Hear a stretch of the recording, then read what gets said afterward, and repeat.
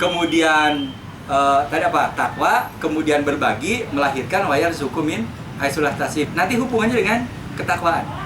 Oleh karena itu yang disebut dengan rizki yang tidak disangka-sangka itu sesungguhnya bukan rizki yang tidak sangka-sangka, tapi itu tabungan kebaikan kita masa lalu yang kemudian oleh Allah dicairkan pada saat dan tempat yang tepat. Dan itu nanti bakal lebih banyak dan lebih baik gitu. Nah, asal tadi yang sering saya bilangkan, ketika Anda berbaginya, berinfaknya itu dengan ikhlas. Ya, ikhlas. Ikhlas itu semata-mata kita hanya berharap balasan itu dari Allah. Bukan ingin dibalas oleh sesama atau oleh orang. Nah, jadi menabung itu bagusnya memang tadi setelah kebutuhan, jangan sampai begini. Nabung dulu, kemudian kebutuhan kurang, akhirnya kan di set lagi tuh kebutuhan tuh yang tadinya untuk 2 minggu jadi 1 bulan. Nah, kira-kira kualitasnya nurun apa nambah? Nurun. Yang begitu orang kikir. Jadi indikator orang kikir itu begini. Di kampung saya dulu ada bandar ikan, tahu bandar ikan? Jadi penampung ikan, dia jual ke sana kemari. Tapi anak-anaknya jarang makan ikan. Kenapa? Ketika ditanya, jawaban sederhana, sayang ini untuk dijual bukan untuk dimakan. Nah, itu namanya, kalau orang sudah kikir itu biasanya tidak hanya kikir kepada orang lain, tapi juga kikir pada dirinya sendiri. Oleh karena itu hidup itu sederhana, nikmati aja dulu, gunakan dulu, kan secukupnya. Jadi kan hidup itu akan nikmat kalau diukurnya oleh kebutuhan. Kebutuhan kita nggak banyak, dan hidup itu akan susah kalau diukurnya oleh keinginan. Keinginan itu terbatas kan itu. Nah, coba kebutuhan kita ada batasnya nggak? Ada. Kalau kebutuhan ada kebatasnya, berarti kan nanti ada sisa. Baru di sana kita share untuk nabung, kemudian untuk infak segala macam. Kalau menurut saya memang agak sulit. Apakah nabung itu yang pokok atau sisa? Kalau saya yang pokok. Kalau memang transfer gajinya langsung ke tabungan, jarang pengganggu uang. Jadi kalau butuh baru ambil. Nah, jadi ini penting ya. Ini penting sebab jangan sampai begini, kita ini orang kaya, kita ini punya harta, tapi kita tidak menikmati karena tadi prinsip kita irit, gitu kan itu. Irit gitu. Padahal kan tidak begitu hidup itu. Jadi dinikmati sesuai dengan kebutuhan. Sekali lagi kebutuhan itu punya batasnya. Kemudian sisanya di-share sebagian, kemudian ditabung untuk, saya pikir kan nabung itu relatif ya. Jadi ada orang yang naik haji, tukang beca, nabung kan sehari berapa, 2.000, 1.000, tapi jadi juga ya. Dan itu dari sisa kebutuhan gitu, dari sisa kebutuhan. Jadi kalau kita punya uang besar nggak bisa naik haji kan aneh juga ya. Oleh karena itu tadi naik haji itu sebetulnya betul-betul panggilan Allah. Jadi kalau prinsip yang sering dikembangkan di Darut Tauhid itu, kalau kita menginginkan itu pasti dipanggil. Jadi kalau kita ingin haji pasti dipanggil oleh Allah. Tapi kalau tidak menginginkan, tidak akan pernah ada panggilan. Oleh karena itu haji itu bukan persoalan kaya miskin, tapi persoalan ingin atau tidak. Nah, persoalan kapannya, itu kan lain lagi. Sebab kalaupun ada orang yang ingin segalanya sudah siap, kan dipotong oleh jatahnya karena Baitul Haramnya sedang direnovasi. Nah, ini cerita ya. Jadi saya ingin beritahu ke Anda. Jadi ini betul, ada banyak orang yang stres karena haji tidak jadi. Kan aneh. Anehnya apa? Karena harusnya kan harus diyakini itu panggilan gitu. Kalau memang berarti kan panggilannya belum kan gitu. Jangankan orang yang sudah mau berangkat, yang sudah di Mekah saja belum sempat naik haji sudah meninggal dunia kan ada. Tapi yang paling penting kan yang kedua, catatan penting, ada yang aneh lagi. Karena culture yang bilang ada orang yang mau naik haji karena waiting list, kemudian dia ingin berangkat besok, kemudian datang ke Departemen Agama, kemudian memberi suap, sehingga dia jadi lebih diberangkat.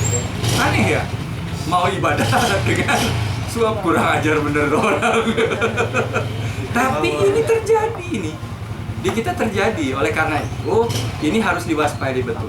Biarlah kita menginginkan, biarkan Allah yang mengaturnya, sehingga nanti ketika kita haji atau tidak akan pernah stres atau marah-marah. Ini penting kalau kita ingin hidup berdasarkan kebutuhan.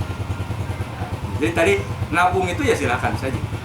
Cuma kalau di Islam kan nabung itu lebih dilakukan oleh negara ya, oleh negara itu melalui baitul mal itu negara untuk ini. Kalau orang per orang, karena mungkin dulunya sahabat-sahabat Nabi itu tidak sekaya kita gitu kan, jangan untuk nabung untuk makan juga, sehingga jarang ada riwayat itu. Yang ada itu riwayat uang itu digerakkan dalam bentuk modal, ya, digerakkan dalam bentuk modal. Dan itu memang kan relatif lebih sehat ya, kalaupun resikonya lebih tinggi. Sebab kalau saya nabung di bank, kemudian nabungnya nabung konvensional, sebetulnya nggak yang nambah, bahkan mungkin berkurang kalaupun ada bunganya. Kenapa? Karena makin tahun kan nilai uangnya turun ya, nilainya turun, sementara uangnya tetap kan gitu. Nabung. Nah, oleh karena itu saya lebih menyarankan menabung itu hanya untuk mengalirkan transaksi dagang Anda gitu kan. Jadi kalau mau menabung uang di investasi yang real, menurut saya itu jauh lebih syar'i. Ya itu. Cuma persoalannya jarang yang mau karena risikonya tinggi. Ya, risikonya tinggi. Jadi pedagang itu kan harus punya mental perang. Kalau tidak punya mental kuat itu agak sulit. Jadi itu yang disebut bedanya bakhil dengan dermawan itu lebih pada tadi. Kalau di zakat itu 2,5%. Itu hanya garisnya aja. Belum masuk orang yang hebat yang sudah zakat 2,5% itu, bukan. Yang hebat itu kalau kemudian ditambah. Kan gitu. Sebab itu hanya garis tipis saja. Kalau tidak zakat itu masuk fikir. Nah, kemudian kalau kita punya kelebihan, kemudian itu berbagi atau tidak, itu batas fikir dan dermawan. Nah, itu Anda bisa baca nanti penjelasannya di Ihya Ulumuddin. Itu ketika berbicara tentang saya lupa lagi dulu baca itu tentang zakat atau tentang apa. Itu pokoknya sedang berbicara bakhil, itu ada beda bakhil itu garis tipis itu di wilayah itu. Nah, bayangkan oleh Anda kalau kemudian Anda orang kaya sudah nisab ya untuk berzakat, kemudian tidak mengeluarkan zakat, malah kemudian ditabung, itu yang disebut dengan orang kikir. Jadi orang kikir itu bukan hanya orang yang tidak mau berbagi dalam pengertian recehan, termasuk juga yang besar itu. Nah, kalau itu ada pada diri kita, hati-hati, itu bisa membahayakan kehidupan kita. Kenapa? Karena harta itu yang harus dizakatkan itu milik orang lain. Kalau nyisip ke kita itu bisa jadi kotoran yang akan membahayakan hidup kita. Sob. Jadi ini ada pertanyaan lagi Pak. Saya pernah membaca biografi sahabat Rasulullah yang bernama Abdurrahman bin Auf. Itu kan seorang pengusaha yang sangat sukses ya, hartanya itu sangat besar sampai dia tuh menginfakkan semuanya itu untuk di jalan dakwah, misalkan perang dan segala macam. Nah, tapi saya pernah membaca juga beliau itu meskipun seorang bos atau pengusaha, beliau itu ketika dia bergaul dengan karyawannya itu tidak bisa dilihat siapa bosnya siapa karyawan, karena memang dia itu qanaah itu Pak. Jadi hidupnya sederhana apa adanya. Nah, saya masih berpikir sebenarnya Abdurrahman bin Auf itu tuh kan disebut qanaah. Tapi bagaimana kita tuh bisa qanaah, misalkan kita punya banyak harta atau segala macam, punya uang, tapi tetap kita tuh bukan disebut pelit gitu loh, pelit atau apa istilahnya kikir atau ngirit gitu kan. Misalkan kalau contoh di keadaan nyata misalkan kayak gini lah, kita sebenarnya punya uang nih buat makan di masakan Padang gitu kan, atau terus di masakan yang mewah-mewah gitu, KFC, McD dan segala macam. Tapi kadang kalau misalkan diajak teman-teman misalkan atau apa, ayo makan ke masakan Padang, enggak, di warteg aja gitu, kona'ah gitu. Kadang kan ada yang bilang gitu, apakah itu tuh disebut sebagai ngirit atau itu sebenarnya nggak di apa ya, tidak dianjurkan, atau sebenarnya seperti apa? Soalnya saya juga masih waktu saya baca di riwayat Abdurrahman bin Auf pun juga dia pengusaha kaya, tapi dia tuh nggak ada bedanya sama karyawannya gitu. Dan itu tidak hanya di Abdurrahman bin Auf ya, Banyak juga sih. pada di Rasul. Rasul itu orang kaya loh. Orang kaya, mau tahu ciri Rasul kaya? Sekali dia kurban 100 unta. Unta tuh harganya berapa sekarang? 15 juta. Udah ada orang kaya, tapi kemudian Rasul hidup sederhana ya. Kenapa? Karena pilihan. Jadi yang disebut dengan Abdurrahman bin Auf tadi, qanaah segala macam, bukan karena terpaksa kan? Karena dia memilih itu, karena dia merasakan dengan hidup seperti itu betul-betul bisa mendekatkan diri kepada Allah, bisa nikmat. Jadi sebetulnya relatif yang disebut qanaah itu apakah ke warteg atau ke warung Padang? Sebetulnya itu sangat relatif itu, sebab nanti ukurannya bukan warung Padang, bukan mahal atau bukan murah, tapi tadi sekali lagi ukurannya kebutuhan. Nah, nanti Anda akan bertemu di dunia bisnis kebutuhannya. Ya, kalau kita masuk ke dunia bisnis, kebutuhan. Kemudian ada klien, kemudian mau makan dengan kita. Kemudian sedang lobby proyek. Apa kemudian dibawa ke warteg? Nah, karena jadi kalau istilah bahasa itu ada konteks. Jadi nanti yang memberi makna itu konteks. Apakah itu qanaah atau tidak? Yang dilarang itu cuma satu, berlebihan. Artinya berlebihan itu adalah melampaui kebutuhan, kan gitu. Jadi kalau kemudian melobi proyek sudah diberi makan, kemudian dicarikan perempuan, nah itu musrifin itu namanya kan gitu. Gitu. Nah, oleh karena itu nanti itu ada konteks. Konteks itu begini, maksud saya. Jadi ada satu katanya satu, tapi begitu masuk ke kalimat yang berbeda, kan maknanya berbeda. Atau ketika masuk pada situasi yang berbeda, kan berbeda maknanya. Jadi saya mengucapkan umpamanya I love you. Apa maknanya? Ya jangan tanya makna itu, karena memang simbol itu tidak punya makna. Baru sudah punya makna kalau masuk konteks. Jadi kalau Anda bangun tidur, kemudian begitu bangun tiba-tiba Anda bilang I love you. Terus ketika Anda ketemu dengan suami Anda, dengan istri kita, kemudian Anda bilang I love you. Sama nggak katanya? Sama. Maknanya sama nggak? Beda. Yang pertama mengalinur. Itu buku lalu kan gitu. Ya, yang kedua itu kan ekspresi kasih sayang. Nah, sama juga tadi dengan kehidupan yang disebut qanaah. Qanaah itu ada konteksnya. Nah, yang paling penting itu tadi Al-Quran itu hanya membatasi jangan berlebihan. Tapi kalau konteksnya konteks makan dengan mau memulia, jadi kan beginilah. Yang paling gampang jangan bisnis lah. Ada orang tua dari kampung, kita ingin menyenangkan orang tua, kemudian kita bawa untuk makan. Bagus mana, ke warteg atau ke Sarisuna? Ke Sarisuna. Tapi itu ada konteksnya apa? Menyenangkan orang tua. Jadi orang tua tahu, oh ini anak kita sudah maju ini kan. Nggak ada salahnya itu. Jangan sampai dibawa ke warteg. Jadi dia misal, jadi Hana saya disuruh ke Bandung. Kalau wartegnya udah ada di sana. Nah, jadi ada konteks ya. Nah, ini penting.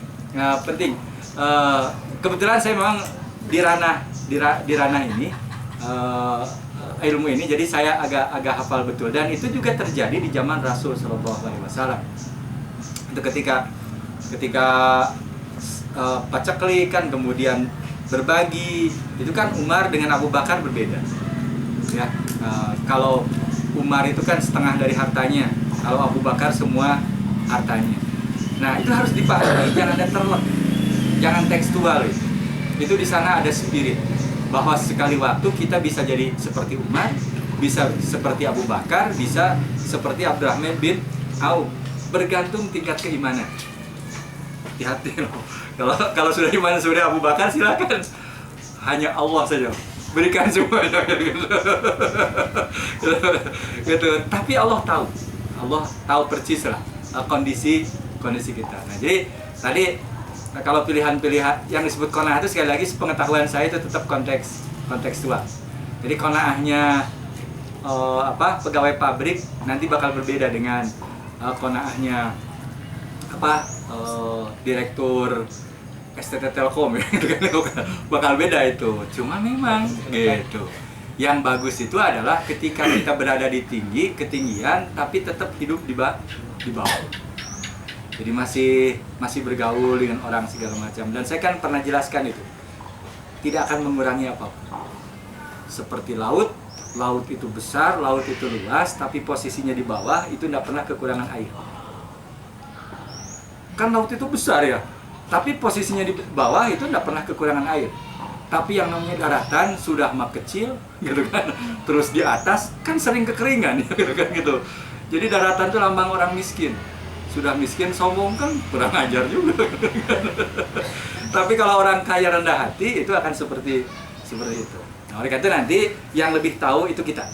Ya, yang lebih tahu nanti mengukur apakah ini berlebih-lebihan atau tidak. Orang lain sulit menilai. Jadi ada orang yang menilai kok kiai pakai BMW nggak qanaah. Apa iya begitu? Apa iya ada kiai pakai BMW disebut sombong tidak qanaah? Loh, emangnya yang pakai BMW itu harus direktur perusahaan aja, kiai tidak boleh gitu. Nah, kalau kemudian itu menunjang dakwahnya, menyebabkan tingkat kepercayaan publik lebih besar segala macam sehingga lebih didengar, apa salahnya? Yang paling penting BMW itu jangan disimpan dalam hati kiai. Simpennya di garasi gitu. Jadi yang disebut yang disebut dengan qanaah itu Anda orang kaya, segala macam ada, tapi itu tidak disimpan dalam hati. Tapi disimpannya di tangan. Kalau perlu dilepas, kita lepas. Disimpannya di kaki yang bagus itu. Gimana caranya? Diinjak. Diam kamu, jangan ngatur saya, tapi kamu diatur oleh saya gitu. Jadi dunia itu harus diinjak gitu. Harus diatur oleh kita, jangan kita yang diatur oleh dunia. Nah, kalau mobil itu jangankan BMW, angkot saja Anda punya, tapi disimpannya dalam hati, itu artinya tidak qanaah. Tahu nggak nyimpen BMW dalam hati? Anda keluar dari rumah, begitu keluar dari rumah, tiba-tiba ada ojek itu nyerempet mobil Anda, BMW Anda, set gitu. Mobil yang terserempet, hati yang sakit. Nah, itu nyimpen mobil di dalam itu asal jangan begitu aja, nggak apa-apa kiai punya BMW, asal jangan disimpan dalam hati. Kalau perlu dijual untuk dakwah, alhamdulillah kan.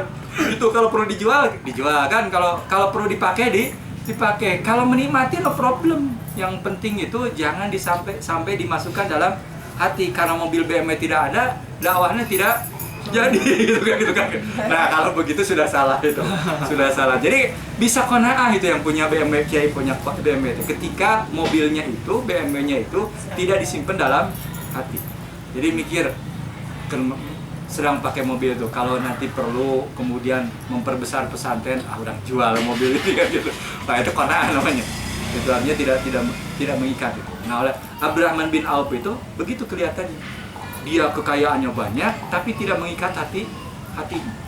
Nah, qanaahnya bagaimana kan kita juga tidak tahu ya. Jangan-jangan tetap saja dia perlente kan segala macam. Cuma sikapnya itu yang kemudian tidak pernah sombong, kan tidak merendahkan orang lain. Nah, jadi kata kuncinya kontekstual ya. Itu kata kuncinya. Yang kedua adalah kebutuhan. Nah, kalau sudah keinginan, nah itu yang itu sudah tidak akan ada batasnya keinginan itu.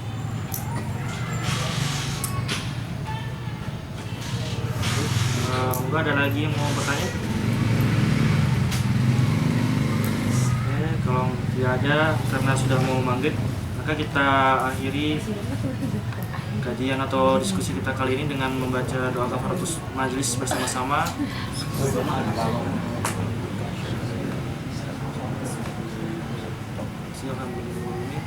Assalamualaikum warahmatullahi wabarakatuh. Waalaikumsalam. Kalau rekaman di HP kemudian dimasukkan ke laptop supaya ada suaranya dikompet ke apa ya? Kan kalau HP mah beda ya.